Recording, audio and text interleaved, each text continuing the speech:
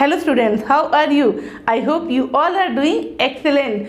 तो आज के इस वीडियो का हमारा टॉपिक है Euclid division lemma and Euclid division algorithm. बहुत सारे बच्चे यूक्लिड डिवीजन लेमा और यूक्लिड डिवीजन एल्गोरिदम इसमें कंफ्यूज हो जाते हैं। ये लेमा क्या है, एल्गोरिदम क्या है, दोनों का नाम मतलब क्वाइट सिमिलर है। तो ये है क्या, क्योंकि बहुत ही नया टॉपिक हो जाता है क्लास 10 के बच्चों के लिए। तो Euclid division lemma and Euclid division algorithm they are closely interlinked with each other. तो सबसे पहले हम लोग यूक्लिड डिवीजन लेमा को समझेंगे, उसके बाद आपको मैं एल्गोरिदम बहुत ही इजीली समझा दूंगी। So let's get started.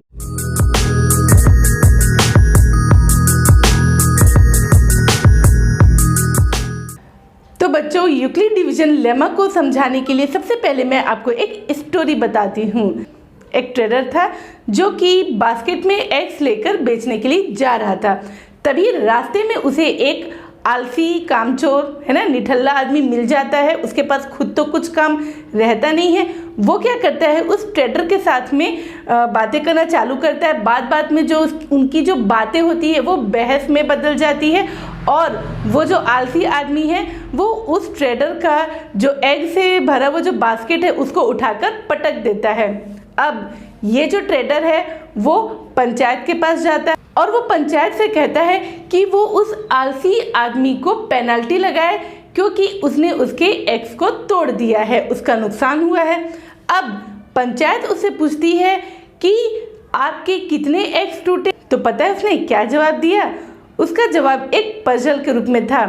तो let's try to solve this puzzle. उसने कहा कि if counted in pairs then 1 will remain, if counted in threes 2 will remain, if counted in fours then 3 will remain, if counted in fives then 4 will remain, if counted in sixes then 5 will remain, and if counted in sevens nothing will remain। यानी कि अगर 7 का जो pair बना के count करे तो कुछ भी नहीं बचेगा। एंड हाँ, सबसे more important thing is that कि my basket can not accommodate more than 150 eggs. ऐसा उस ट्रेडर ने कहा कि उसके जो बास्केट में है 150 से ज़्यादा एग्स नहीं आ सकते हैं। तो अब इस पजल को सुलझाने का प्रयास करते हैं।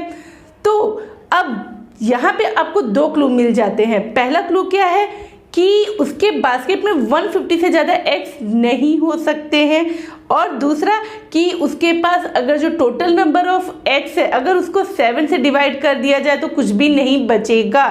तो we will go through this clue, okay. तो अब हम क्या करेंगे, we will take the multiples of 7।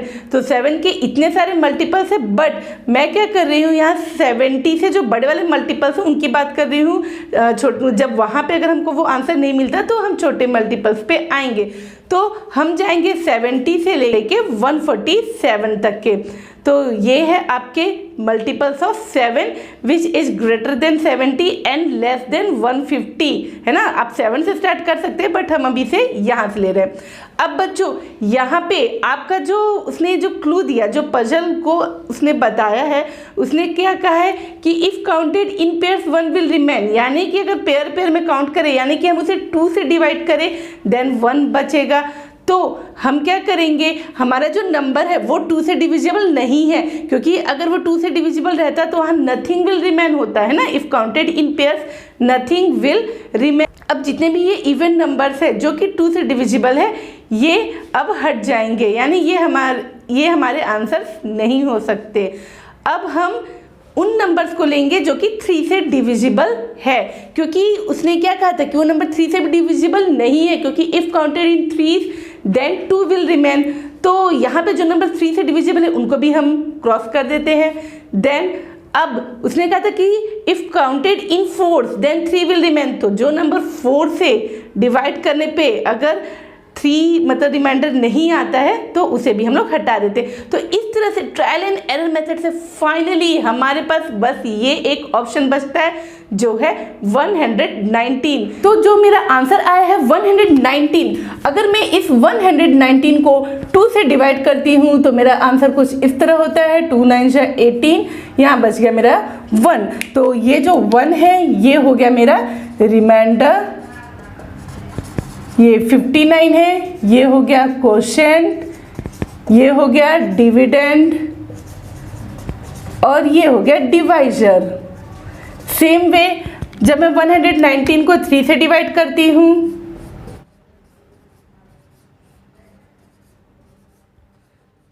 Then यहाँ पे मेरा रिमाइंडर हो गया 2, कोशेंट हो गया 39, डिविडेंड हो गया मेरा 119 और जो डिवाइजर है वो है 3। ओके, सेम वे अब मैं अगर इसे 4 से डिवाइड करूं तो क्या होगा,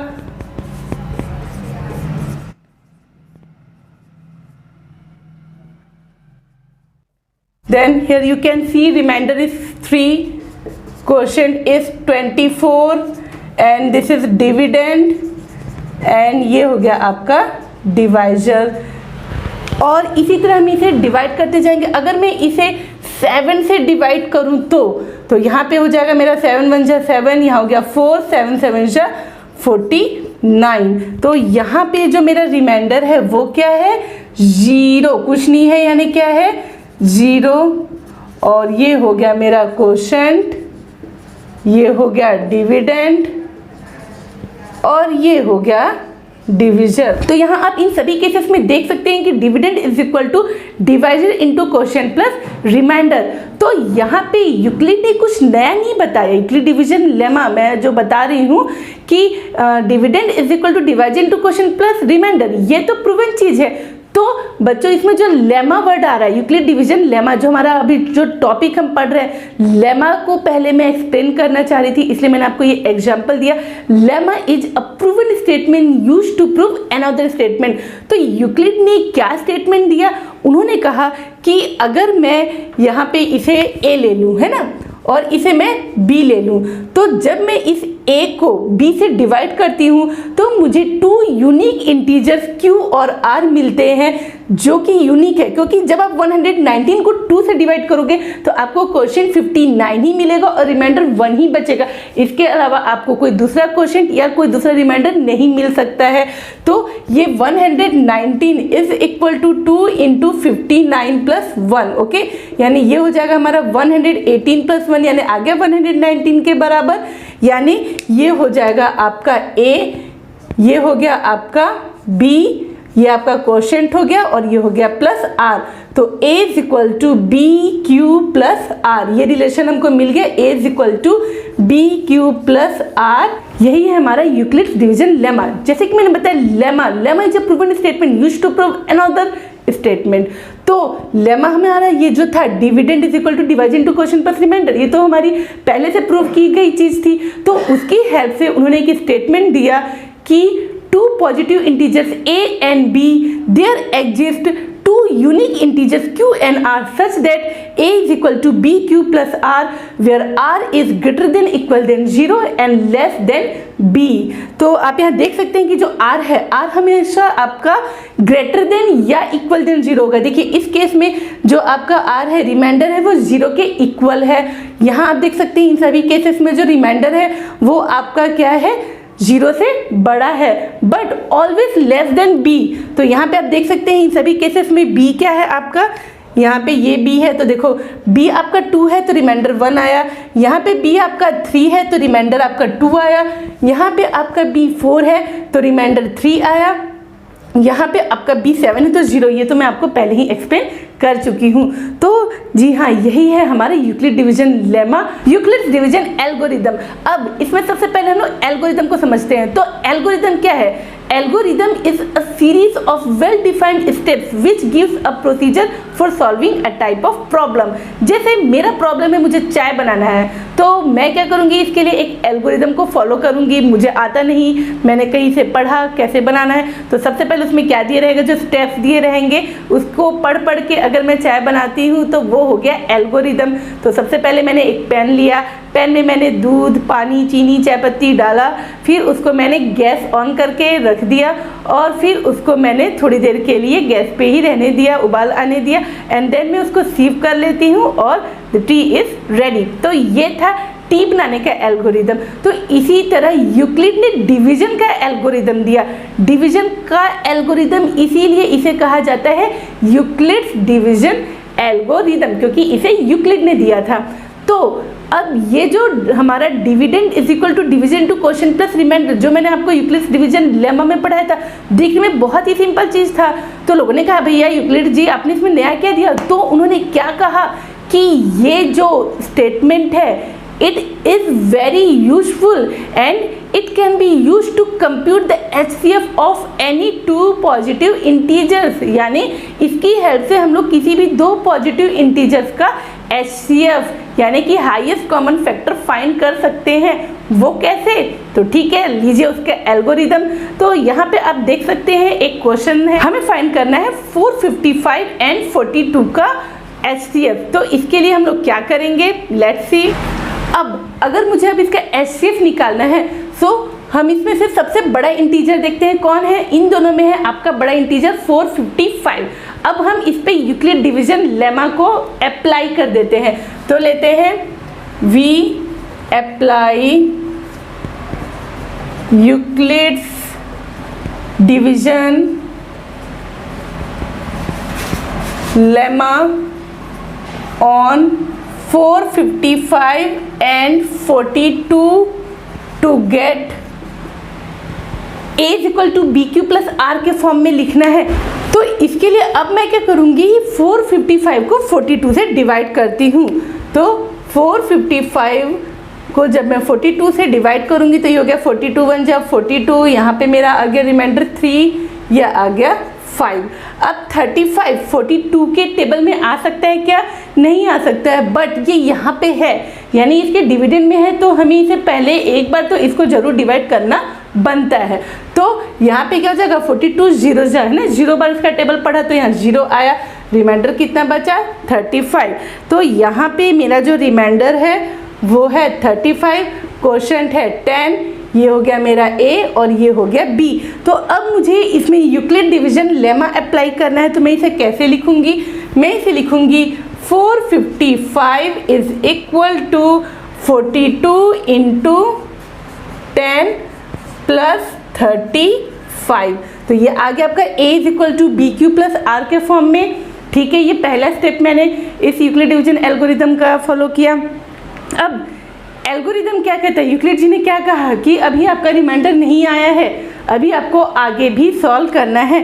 तो आप यहाँ पे क्या स्टेटमेंट लिखोगे, आप यहाँ लिखोगे since remainder is not equal to 0 so we apply Euclid's division lemma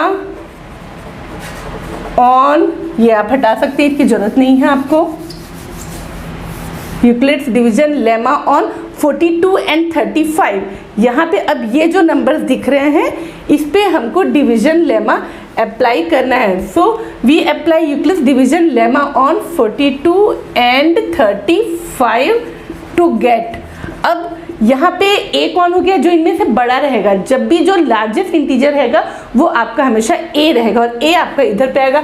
तो 42 को हम लोग बी क्यू प्लस आर के फॉर्म में कैसे लिख सकते हैं, तो इसके लिए फिर से मैं 42 को 35 से डिवाइड करती हूँ। तो 42 को जब मैं 35 से डिवाइड करूँगी तो ये हो गया 35, यहाँ पे आ गया 7। ओके, तो मैं इसे क्या लिख सकती हूँ, यहाँ पे हो जाएगा मेरा 35 इंटू 1 प्लस 7। अब यहाँ पे रिमाइंडर 0 आया क्या, नहीं आया, तो आप लिखेंगे since remainder is not equal to 0 so we apply division lemma. Euclid ने दिया है तो क्रेडिट दे सकते हैं, दे देना चाहिए। Euclid's division lemma on 35 and